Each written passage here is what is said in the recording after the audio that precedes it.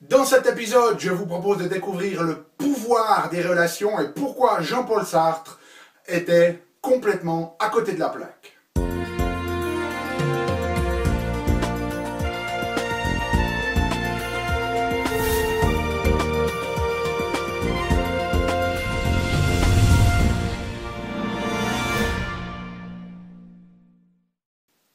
Parce que la vie est bien trop magique pour être petite et que nous avons tous besoin d'une prescription pour grandir en conscience et faire que nos rêves dévorent notre vie.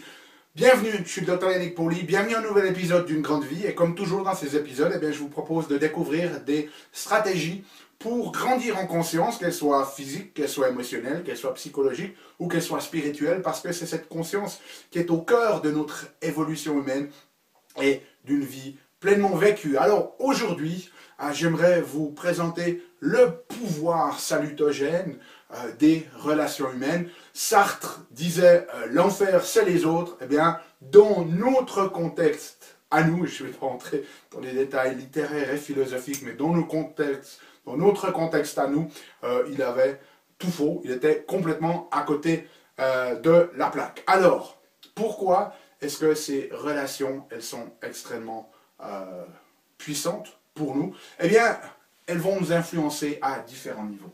Et le premier niveau, c'est que les relations humaines... Alors, je vais peut-être juste faire... On va rembobiner. Bien évidemment, des relations humaines qui ne sont pas toxiques. Okay? Si vous vivez dans des relations humaines toxiques, ça ne va pas être bon pour vous. Cherchez sur YouTube ma vidéo sur relations toxiques, vous allez voir comment vous pouvez gérer ça. Ici, on parle de relations humaines avec de forts liens émotionnels. Okay? Et le premier élément, donc, c'est que ces relations, elles sont bonnes pour notre santé. Il y a des études qui montrent que les gens qui ont de forts liens relationnels dans la famille et qui ont un bon support social, eh bien, leur espérance de vie est augmentée de 15 ans par rapport à quelqu'un qui vit seul, qui se sent seul, qui n'est pas entouré. 15 ans. Vous imaginez ça? 15 ans. Le fait de ne pas avoir de soutien social, okay, de ne pas avoir un groupe d'amis, de ne pas avoir de bonnes relations dans la famille, c'est plus dangereux que fumer. C'est 2 fois plus dangereux que boire, et c'est 3 fois plus dangereux que d'être sédentaire ou obèse. Donc vous pouvez faire attention à ce que vous mangez, vous pouvez faire du sport, vous pouvez ne pas fumer, vous pouvez méditer. Si vous vous sentez seul, isolé, que vous n'avez pas de forts liens, eh bien, votre santé va être affectée. Okay, donc ça, c'est le premier élément ici. Le deuxième élément, c'est que les relations, eh bien, c'est pas égal à Facebook. Okay? Le fait d'avoir plein d'amis sur Facebook, plein de followers sur Twitter ou je ne sais quoi d'autre, ça ne compte pas. Pourquoi? Parce qu'au travers de ces plateformes, on n'arrive pas à créer un lien émotionnel. Et dans l'aspect émotionnel, il y a cette notion de connexion énergétique aussi. Et ce lien, on n'arrive pas à le créer. En fait, il y a des études qui montrent que pour chaque relation que vous n'avez pas vue pendant un an, le lien émotionnel entre vous va diminuer de 15%. Donc vous voyez que si vous avez quelqu'un et que vous n'avez pas vu face à face en 6 ans, la relation, elle est complètement dénuée. Et bien sûr, on a toujours des gens avec qui on a cette connexion spéciale. Mais dans les études, ils ont montré que si vous n'avez pas la capacité de voir ces gens régulièrement, vous allez perdre ce lien émotionnel. En fait, il y a même des études qui montrent que plus vous passez du temps sur Internet, le moins vous avez de temps dans votre temps libre pour interagir avec les gens et créer ces liens émotionnels. Donc, si vous voulez vous créer un réseau social, c'est pas sur Facebook, c'est pas par Internet, c'est dans la vraie vie. Reprenez du temps pour connaître vos voisins. Okay? Troisième élément de cette relation, bien, c'est l'aspect des liens sociaux. Okay. Et ces liens sociaux, notamment les liens sociaux forts, ils sont vraiment cruciaux. Si on regarde dans le monde, les femmes ont tendance à vivre beaucoup plus longtemps que les hommes. Et puis en Sardaigne, les chercheurs ont découvert que il y a 10 fois plus de centenaires hommes que dans n'importe quelle autre partie du monde. Et quand ils ont essayé de comprendre pourquoi les hommes vivaient aussi longtemps, ben, ils se sont rendus compte que là, en Sardaigne, il y avait des liens sociaux très très forts entre les hommes, et c'est cet élément-là qui leur permettait leur longévité. Il y a un autre aspect qui est vraiment phénoménal, moi qui m'a complètement bluffé, de l'importance de ces liens sociaux.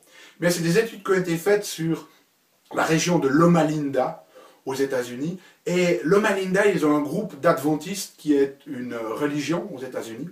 Et ils ont remarqué que ces gens, ils vivent 6 ans de plus que la moyenne nationale, okay, alors que la toxicité dans l'eau potable de leur région, elle est 83 pour les Français, 83 fois plus élevée que la limite supérieure recommandée par les autorités sanitaires. Donc ils boivent une eau complètement polluée, et leur région a aussi la plus haute pollution par ozone de tous les États-Unis.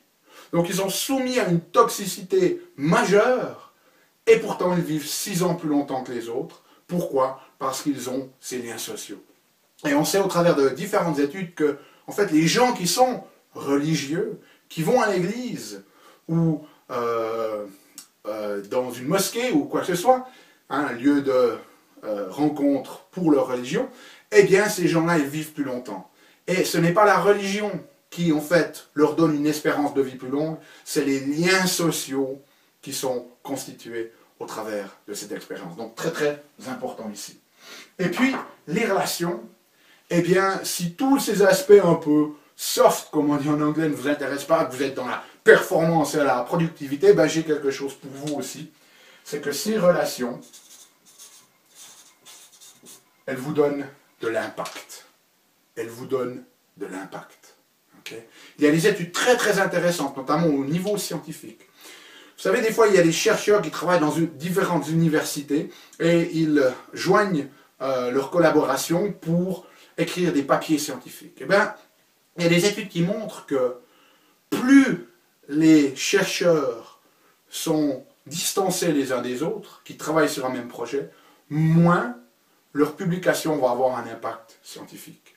Et lorsqu'ils ont étudié les publications scientifiques qui ont eu le plus d'impact, c'est-à-dire qui sont le plus lues par d'autres professionnels, eh bien la majorité du temps, il y avait de fortes chances que ces études-là aient été écrites par des scientifiques qui vivent dans un périmètre, ou qui travaillent du moins dans un périmètre de 200 mètres, la plupart du temps dans le même bâtiment. Donc le fait d'être proche pour ces scientifiques, ça apporte quelque chose à leurs recherches qui fait qu'il y a de beaucoup plus de chances que ces recherches vont avoir un impact.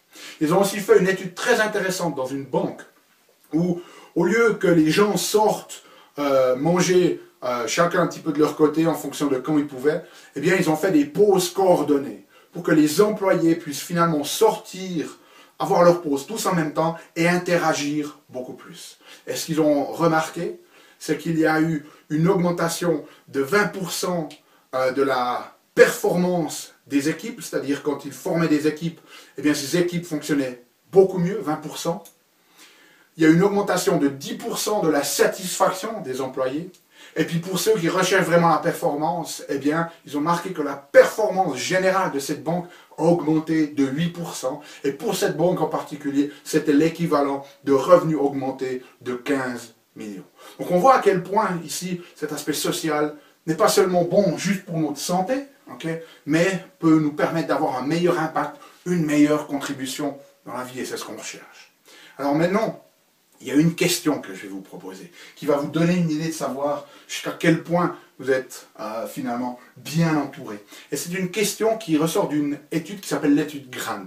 Et l'étude Grant, ce qu'ils ont fait, c'est qu'ils ont pris, il y a de nombreuses années, des gens qui sortaient du collège, des hommes, et ils les ont suivis jusqu'à leur mort, pour essayer de déterminer qu'est-ce qui prédit, ou qu'est-ce qui détermine leur longévité.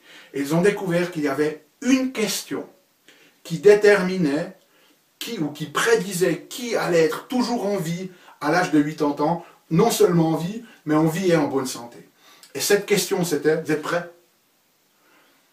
Est-ce que vous avez quelqu'un dans votre vie avec qui vous vous sentez suffisamment en confiance pour pouvoir les appeler à 4 heures du matin pour parler de vos problèmes?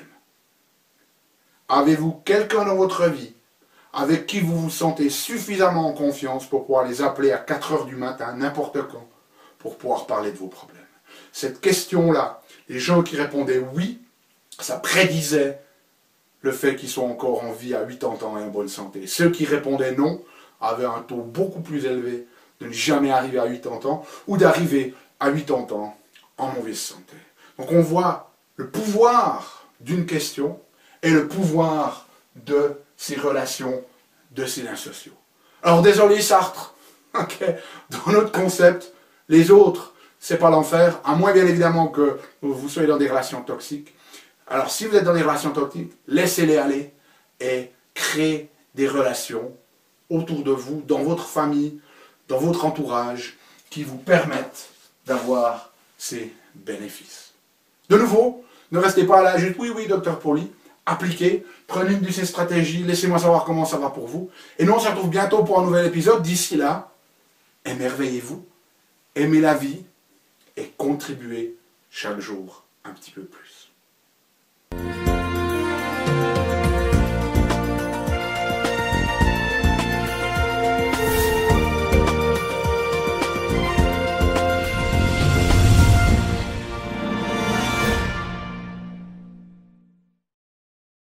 Salut, c'est Yannick. Alors, t'as aimé cet épisode? Sais-tu que tu peux rester connecté et même approfondir le sujet en faisant 3 choses? La première, tu peux t'inscrire à mon compte YouTube. De cette manière, tu vas recevoir, tu seras informé des prochains épisodes. La deuxième chose que tu peux faire, c'est approfondir le sujet grâce à ce DVD, les 7 clés d'une grande vie. Il est complètement gratuit. C'est le DVD d'un atelier que j'ai fait de 2 heures environ qui explique les bases de la méthodologie et qui vous donne des exercices pratiques dans la méthodologie Une Grande Vie. Donc il est gratuit. Tout ce que tu as à faire, c'est cliquer sur le lien. Et troisième chose, eh bien, je t'invite à me rejoindre sur mon blog où tu trouveras la transcription de cet épisode et aussi où tu peux t'inscrire, laisser ton email afin que je puisse t'envoyer les prochains épisodes. Donc tout ce que tu as à faire, c'est à cliquer en choisissant sur le menu qui apparaît sur cette vidéo. Donc clique le lien qui te convient, clique les 3 si tu veux. Et puis surtout, moi je t'invite vraiment à recevoir ce DVD puisqu'il est gratuit. À bientôt.